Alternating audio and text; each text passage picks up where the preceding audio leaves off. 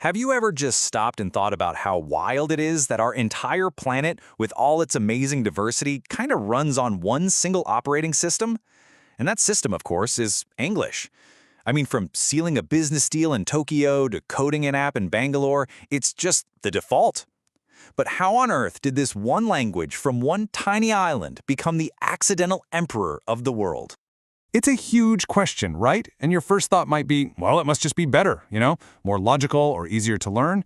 But if you've ever tried to explain the difference between through, though, and tough to somebody, you know for a fact that's not the real story. The real reason is way more complicated and honestly has very little to do with how good the language actually is. One of the world's top linguists, a guy named David Crystal, he nails it. He basically says the sheer insanity of English spelling should have been a deal breaker for most people. And he's totally right.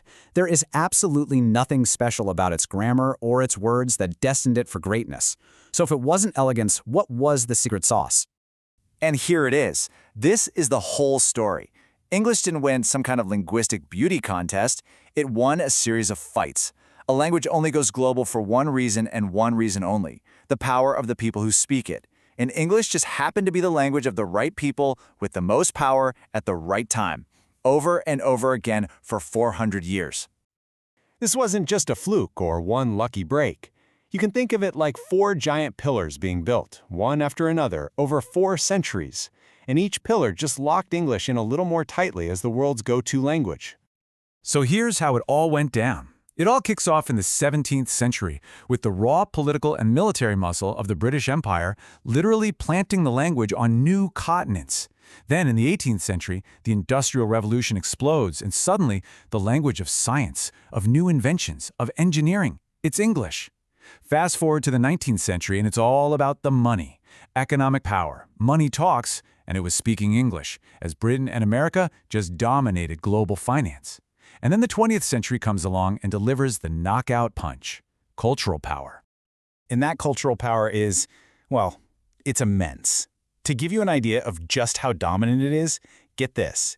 Even today, something like 80% of all the world's movies are made in English. Every Hollywood blockbuster you see, every pop song stuck in your head, almost every viral meme, it was overwhelmingly dreamed up and shipped out in English. That creates a kind of cultural gravity that's just almost impossible to escape. Okay, so if English was built on these huge pillars of power, military, economic, cultural, what happens when those pillars start to get shaky? When empires fade and the whole economic balance of the world starts to shift, who or what is waiting in the wings to take its place? Because, let's be real, the world that created this linguistic empire, it's vanishing. The political map, the economic landscape, it's all changing at a dizzying speed. The ground is literally shifting beneath our feet, which you'd think would mean English's spot at the top is more vulnerable than ever. But this is where we hit a massive paradox. Even as its old power sources are fading, English's growth is actually accelerating. No other major language, not Mandarin, not Spanish, not Arabic, is showing anything close to the same kind of global momentum.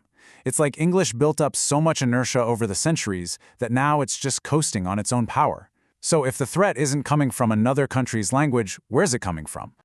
Well, it turns out the biggest challenge might not be external at all. It might be internal. See, the new battle for the soul of English is being fought between 2 really powerful opposing forces, and both are driven by the very technology that English helped create. Okay, so on one side, you have this beautiful, messy human diversification. As English spreads around the planet, it naturally changes and evolves. The English spoken in Lagos is different from the English in Singapore, and that's a great sign. It's a healthy, living language. But on the other side, you have the clean, quiet, and relentless force of AI standardization. And this is a kind of quiet invasion. Have you ever noticed your phone trying to autocorrect a perfectly normal spelling from your part of the world to an American one? Well, the world's most dominant AI companies are overwhelmingly American. This means their algorithms are being fed a steady diet of American English. So when you type boot of the car, the algorithm doesn't see a cool regional difference. It sees a mistake that needs to be fixed. To the American, trunk of the car. It's this subtle, constant pressure, pushing us all towards one single uniform version of the language.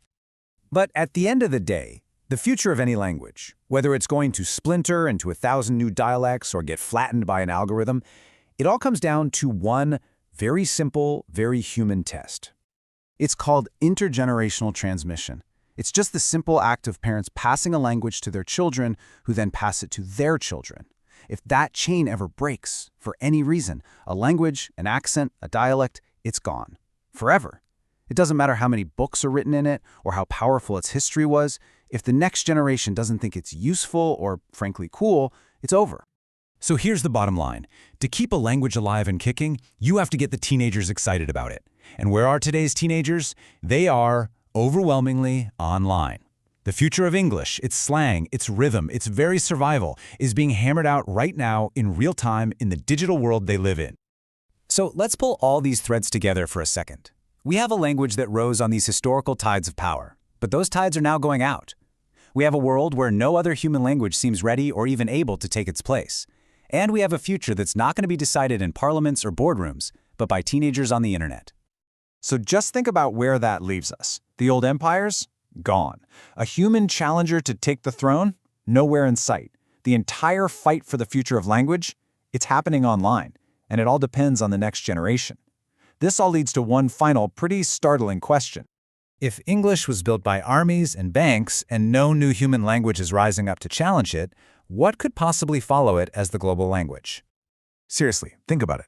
What if the successor to English isn't Spanish or Mandarin, but the silent, efficient, universally coded and American standardized language of AI? The center of power has shifted from empires of land to empires of algorithms. So if English loses its crown, it won't be overthrown in some epic battle with a rival nation.